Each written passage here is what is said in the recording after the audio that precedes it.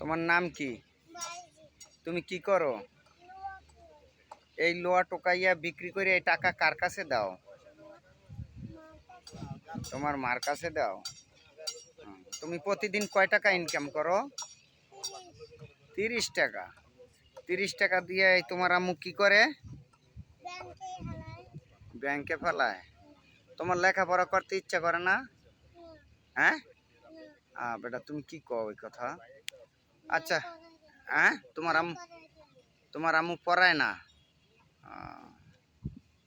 তোমার আব্বু আছে?